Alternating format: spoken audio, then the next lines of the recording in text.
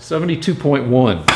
First, to address your pants concerns. Last week you said the purple in my pants was too red, so I blued it up. You said they were too mottled, so I kind of reduced the mottling, but they're still a little mottled. So, if you want to really knock down the mottling, you squirt my crotch as if my crotch is a dog that's getting on the furniture.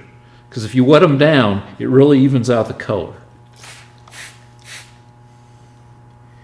Jesus Christ. You know, when you spray on it, it changes size. Oh, well. Can you turn this way, Rick? Yeah, and look how sparkly the pants get. You really need to get them Well, damp. I don't want to ruin the painting, if you don't mind. Can you step away from the painting? See, it evens out the color. Is this water we're using here, or Miracle-Gro? It's hot. All right, let's get back to the show we're doing here. But thanks for letting me...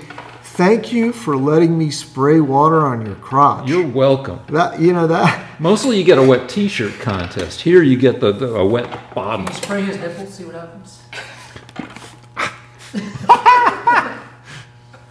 All right, this is turning into something else. All right, also, since it's October, Carol gave us a tasty treat of zombie fingers. Ooh. All right, sorry. Oh. Jesus, the snake. The snake. All right, so zombie fingers here. What you do is you take pretzel rods. You like white chocolate. You think white chocolate is really chocolate, even though it's bullshit. It's my sickest quality. All right, so you take pretzel rods, you take white chocolate, you add green food coloring to get a nice dead finger color. Keep it on the light though, but turn it more. Okay. Yeah, there you go. Good. And then you add an almond sliver for the fingernail. Ooh. And there you have zombie fingers. Before you reach your zombie finger, let's see if they're lads. Can you put it on? That's not on the light though. Get it under the light. There you go. Hold on a second. Ooh. Oh, you just got out of the light. Nope. Just tilt it. Tilt the finger so it catches the light. There you go. Oh yeah.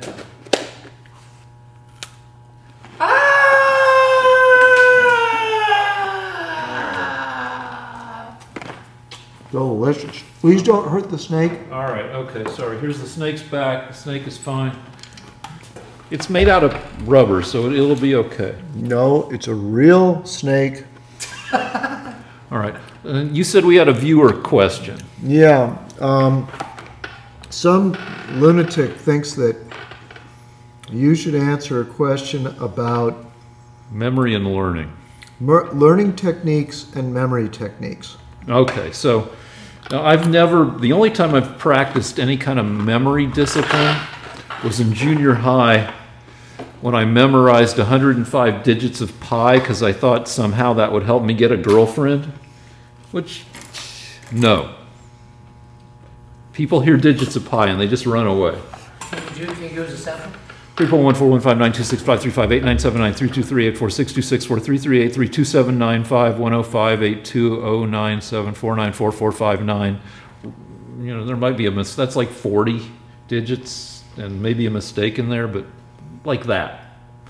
But really, what I've read about memory training is that the most effective way to memorize a bunch of stuff is to build a memory palace in your head, where you build an imaginary space in which everything you're trying to memorize has a visual image associated with it.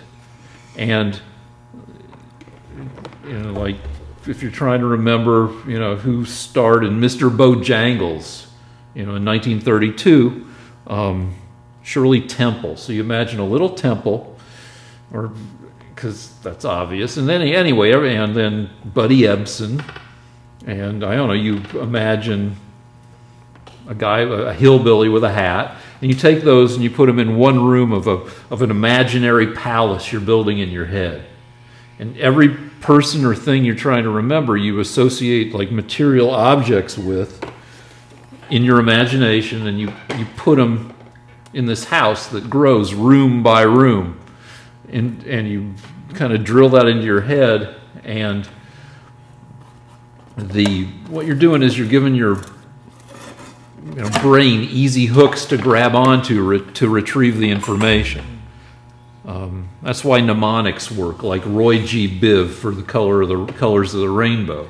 You need to give your brain as easy hooks to grab onto the information you're going to need to retrieve. So look up memory palaces. That's good for memory techniques. Do you have any learning techniques? The only thing that I'm good at teaching is standardized tests, like the SAT, the ACT, the GRE, which is the graduate school equivalent of the SAT, the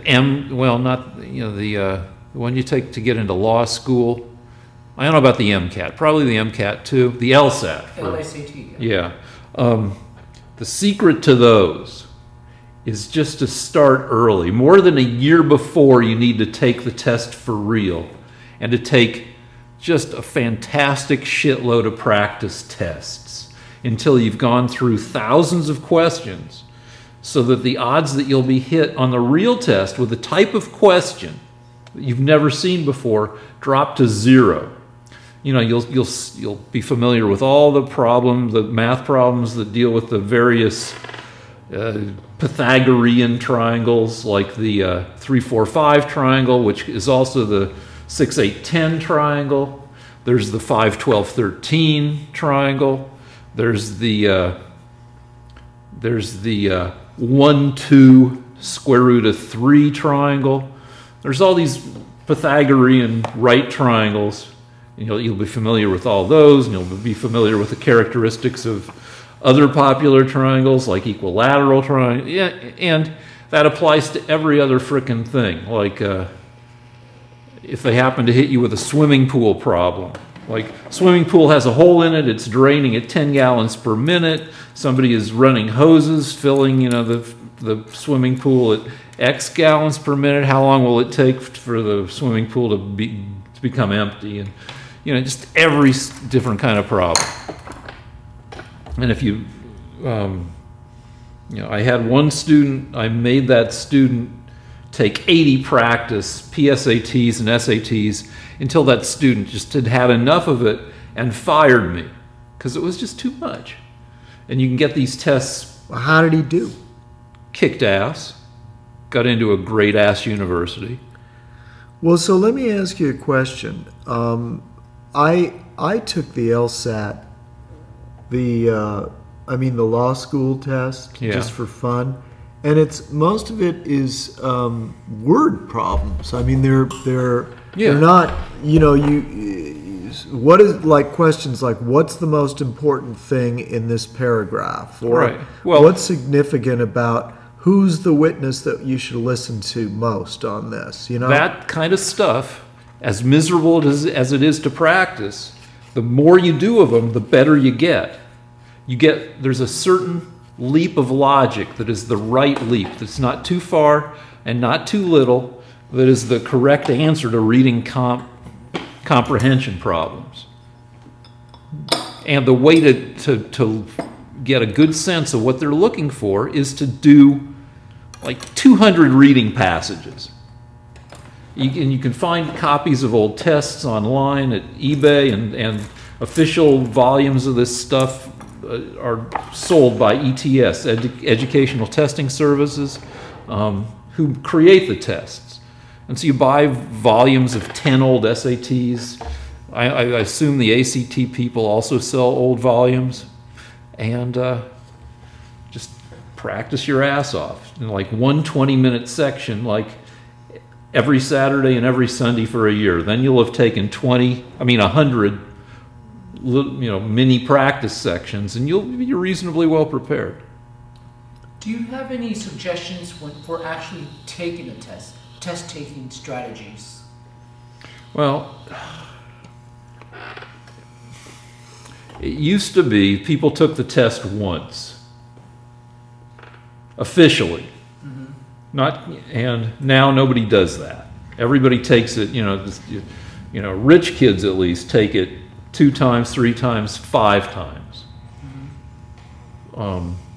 And if you walk in there having taken 100 practice tests or 50 practice or whatever, you're going to be more chill than the kid who's never seen the test before.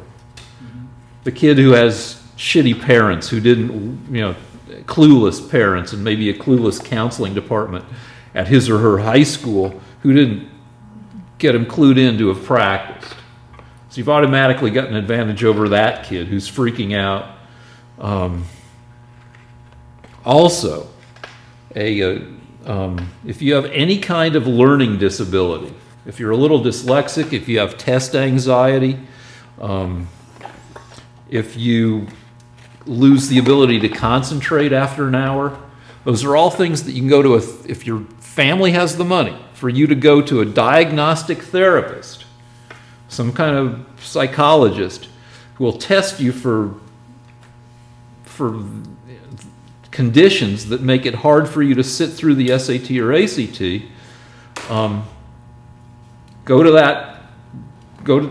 Get a diagnosis, an official diagnosis from a licensed therapist, send it to the people who administer the test, and you will, if they buy your story, or say you've got just like, your vision is terrible, or you've got dyslexia. There are like 7 or 8 different ways you can take the test under somewhat relaxed or improved conditions. Like if you can't see if your eyes are so crappy you can't read the test, they'll get you a reader. They'll get you a Braille version. If you have test anxiety, they'll get you a deal where you just take one section a day for 5 days instead of all 5 sections at once, or 7 or whatever.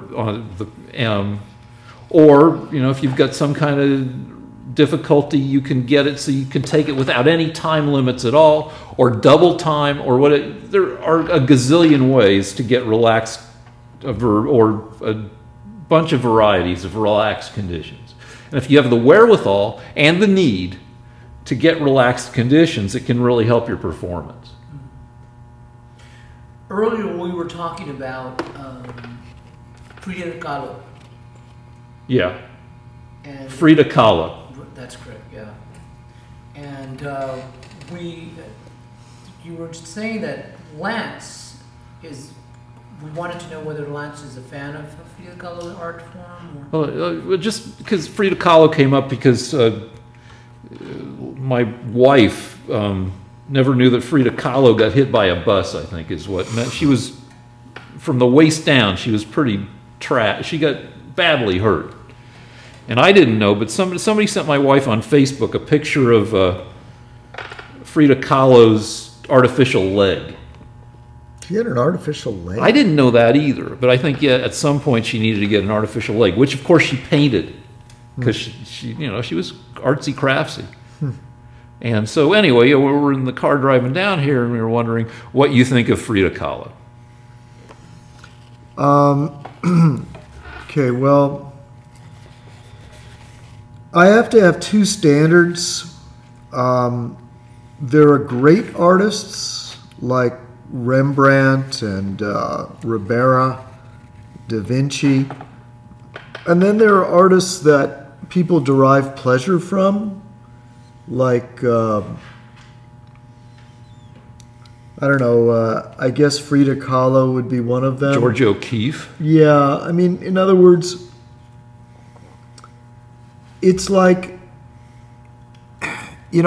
art is not all about what's best. Some of it is about, do you like this painting? Do you enjoy it? Does it make you happy to look at it?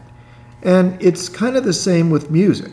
I mean, I think ABBA wrote 1 or 2 good songs. Does that mean that they're as good as Beethoven?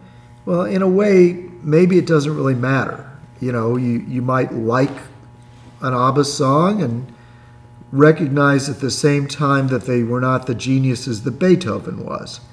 So my answer to you is, if you like Frida Kahlo, you go right ahead. What about, all right, so that's kind of a diss. Yes, it's a diss. What about Edward Hopper? Edward Hopper was a great artist. So what's the difference between Edward Hopper and Frida Kahlo?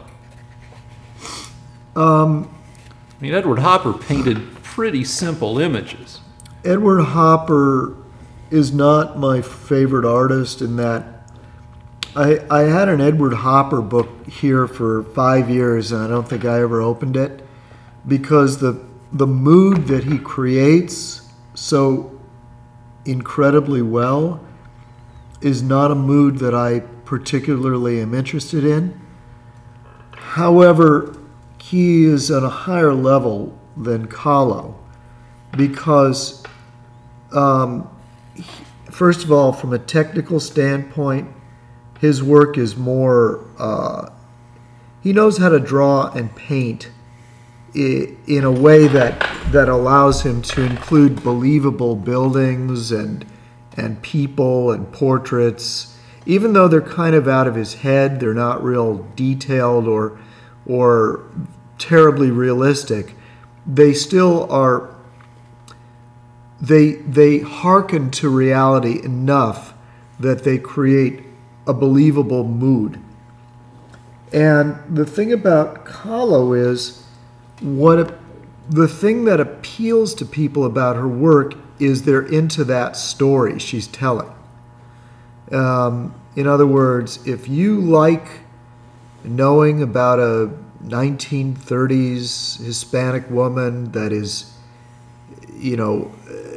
experiencing various symbolic things, illnesses, she likes Hispanic culture. If that appeals to you and you don't care that it's depicted in a kind of childish, kind of first-year art student quality way, then good for you. Didn't some of her self-portraits rise above what you're calling first year? Well, what I'm saying is this. From a technical standpoint, her work is crude. Now, that doesn't mean that all work that's crude is bad. It just means that you can't really be awestruck by the brilliance of her imagery. In other words, you're not looking at the figure of Frida Kahlo and saying, God, she's so real, I feel like I could touch that skin. So you're going to rank like Wyeth and Rockwell over her. Well, but we're not just talking about skill and technique. I also think that her moods that she's creating are second to Hopper, in that when I look at a painting of her with her breast cut off, I don't know if there's any specific mood there other than, boy, that's too bad that she got a mastectomy. Whereas when you look at Hopper, you can actually feel the emotion that a couple is going through when they're in a bedroom together in mid-afternoon. You can actually feel a whole range of memories and moods that are going on that describe to you a poignant moment. Whereas when I look at a Frida Kahlo, I'm just seeing a woman using primitive technique to depict, I can't remember anything other than pictures of herself in various states of discombobulation, I guess is the best word for it. Is that, if that's a word? Discombobulation? Yeah, it's discombobulation. Yeah. So it's sort of like, okay, here's Frida without a breast, here's Frida with a contraption on her back, here's Frida with, problems with her legs. I don't remember very much more than that. I know there's a lot of traditional dress, a lot of floral, a lot of flowers. And that's because I believe her and Diego Rivera, her lover, were both influenced by traditional Mexican arts and crafts. Correct me if I'm wrong, but they strike me as having the same quality that you would get if you were to buy, say, a pot or a... Oh, come on, that's going too far. maybe a... I don't know anything about... Maybe like a colorfully rendered animal that they make, like a piñata. All right. I mean, they're very... When you go to Oaxaca, they have traditional Mexican arts Yeah, and crafts. Yeah. And there is that quality in their work. Yeah, but there's also, she's technically... I mean, and it's, by the way, I believe it's deliberate, because Diego was educated at the French Academy. So he knew traditional painting methods, and he deliberately threw them out to get a more culturally Mexican quality. So they have that, but my question is, was that really a good move, Diego? Well, but like... I mean, in other words, I wouldn't want necessarily to study cooking in Italy and then go back to Ireland and throw out Italian cooking and go for the Irish cooking. You know, it's just, was that a smart idea? I don't know. But her stuff is pretty fantastically detailed, and it's not inaccurately rendered. Well, but, okay, there's a difference between detail and believable illusion.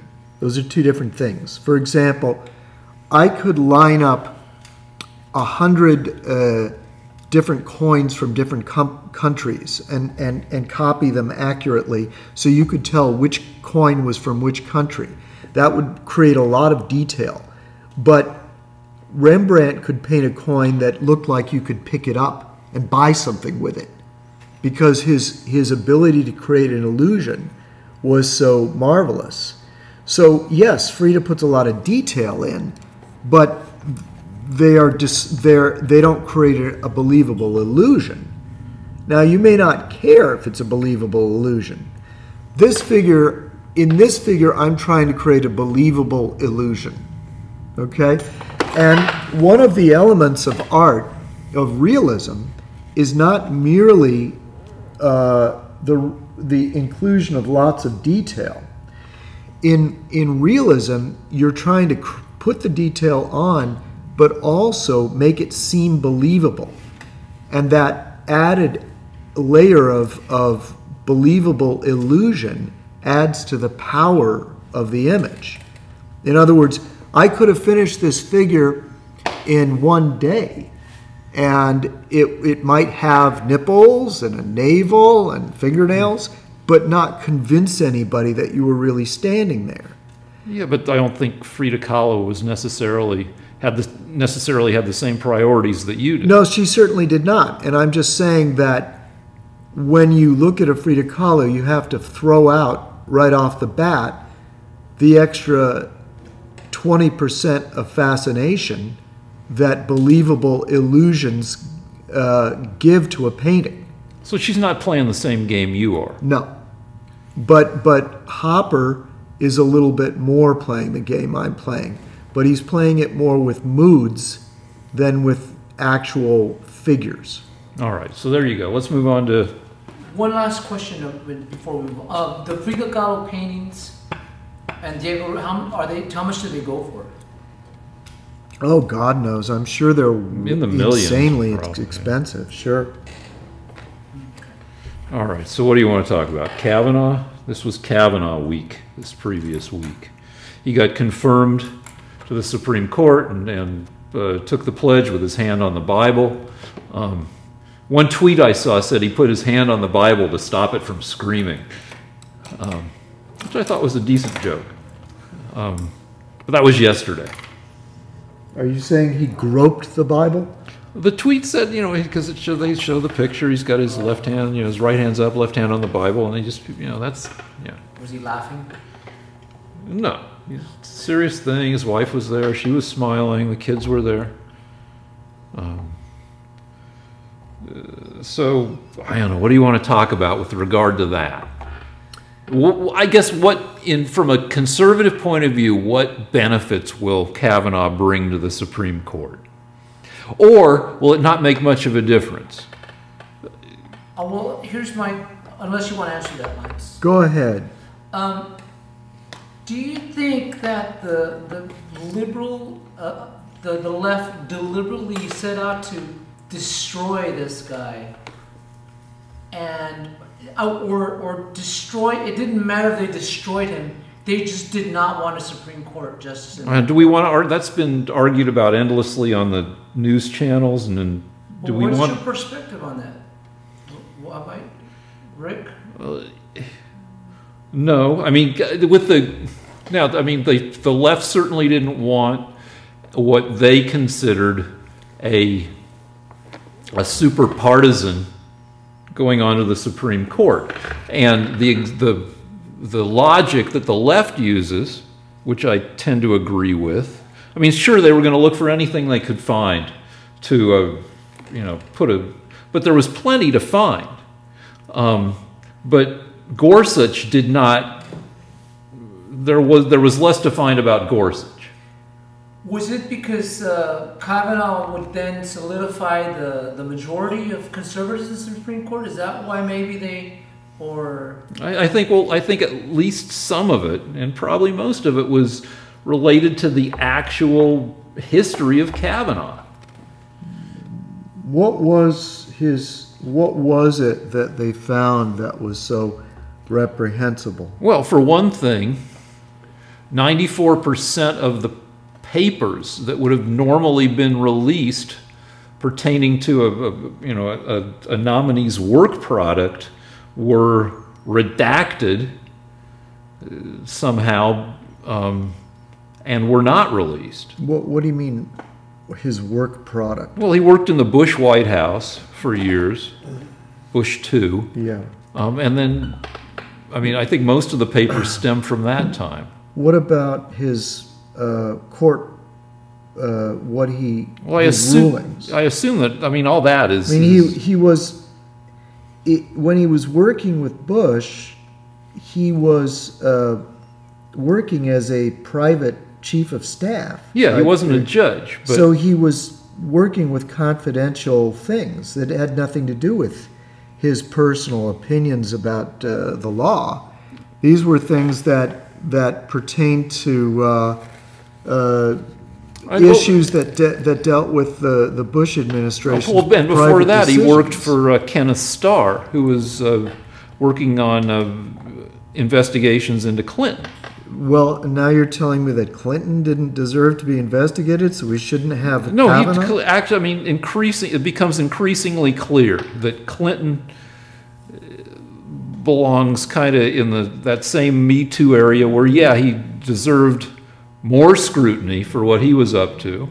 But you'd still vote for his wife. Yeah, but we're not going to argue about that because that's not the topic but here. You still haven't found anything. No, but none of the stuff. I asked you to find one thing that Kavanaugh did. But and you can't come up with anything. Although there's stuff I'm not that educated about Kavanaugh, but there's stolen emails that he made use of. Stolen emails that he made All right, use of. But anyway, much of the work product when he was working with Ken Starr was redacted. Well, those aren't things that are relevant to his career. He was an assistant to other people, and those were private things. Yeah, but if he's writing about how to deal with... Some of those things were national security. If he's writing about and offering his opinion on how to deal with a president... Yeah. That is probably pertinent. Well, but if it can't be released, then they should be able to base their judgment on... Yeah, but 94% of his work product somehow can't be released when close to 100% of other people's work product? But that's because he was working in administrations. Rick, don't interrupt. Got to get a point off. All right. His decisions about the law, there are hundreds, thousands and thousands of pages. And those were the things that need to be evaluated, not his private dealings with the president that he was an assistant to. And Ken Starr, the and Ken Starr, yeah. Those things aren't relevant, Rick. Well, say Ben Shapiro or Eric Erickson. Yeah. Suddenly decides, having podcasts and columns and, that's not enough. I'm going to become a lawyer. And that Shapiro Erickson, they go to law school or they pass the bar. And then they become a judge and then they're nominated for the Supreme Court. Are you saying that none of the stuff they said in their previous existences as pundits would have any relevance? Well, it's sort of you are asking for private papers that were secret. They were things that he was doing as an assistant to the president. They were not, number one, they aren't relevant, and number two, trying to get them would automatically create tremendous obstacles that would delay his evaluation until the Democrats could take over the Senate. That's Just the. release, I mean, they released. But hold on. They're not things that are relevant. It's as if I asked you for something that was completely irrelevant just to fuck with you. It's obvious that that's all that was about. Well, you're trying to figure out. You're not nominating him for his advice to Bush. You're nominating him because you want to know what his legal mind is like when he's a judge. Well, so why should it matter to you, except you just want to fuck with him? No. I mean, because, like, if I were... I mean, I've done a lot of... Yeah, I know, but these are private things, Rick. These are things that deal with national security. They couldn't be released. Working with Ken Starr, that doesn't pertain to national security. It pertains to whether Bill Clinton committed impeachable offenses. I think. How does that apply to national security? It may not, but I don't think it matters. You have his whole record of 12 years as a judge. That's plenty. It's sort of like, it's just looking for trouble. Anyway, we're having arguments. I mean, what bothers me about the whole thing is, actually, Mitch McConnell said this, and this was very interesting. He said, look, when we didn't want to put Merrick Garland on the court, we just said we're not going to vote on Merrick Garland. That was Obama's judge that he nominated. I know. He just said, look, we're not going to do it. We're not going to say one word about Merrick Garland. We're just going to make this an issue for the presidential campaign. We've got the power to delay, so that's what we're going to do. But the Democrats weren't satisfied to do that. Instead, they decided to destroy this man's character. They found some batshit crazy activist out in Which are you talking about? University. Christine Ford? Yeah. So you don't believe her? No, I think she's a. All right. Okay. She's a proven liar. She lied about whether she was afraid to fly. You know, it turns out that she has frequent flyer miles. And I'm afraid to. Hold on. She was able I'm afraid to fly, and I've flown a dozen times this year. No, but she said she was too afraid to fly to come to the hearings. But she came. She flew. Yeah, but the point is that she used that as a tactic.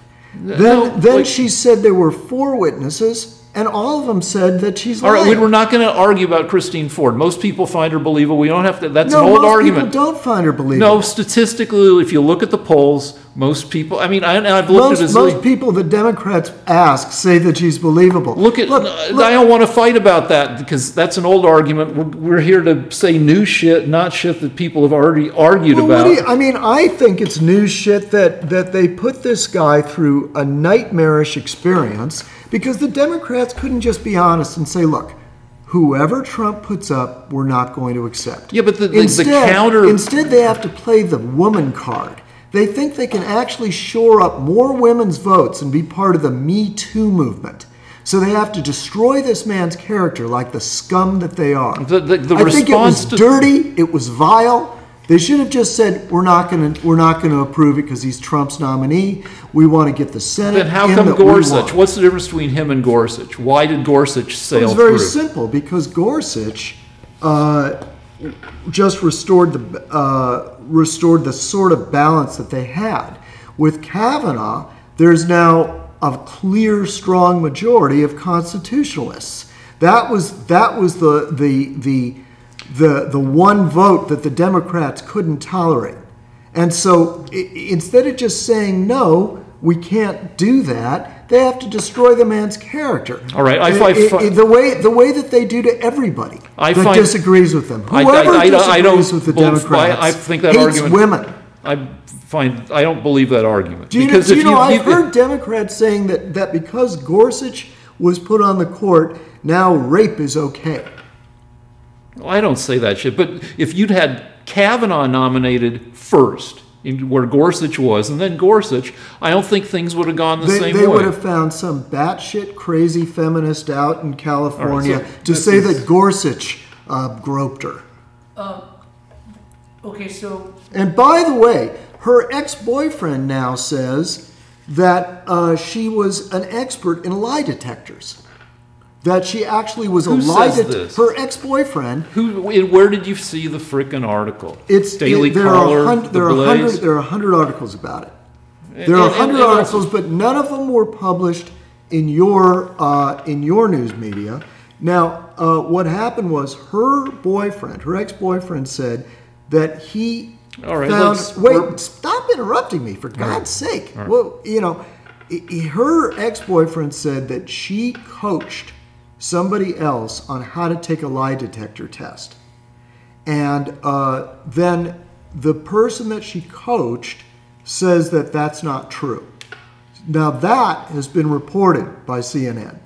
But they held off when he initially said that she was an expert in coaching lie detector tests, because it would make her look like she'd passed the lie detector test because of her expertise, and it would make her a liar again because she lied about whether she had knew anything about lie detectors. All right, we're breaking because we're going to look it up.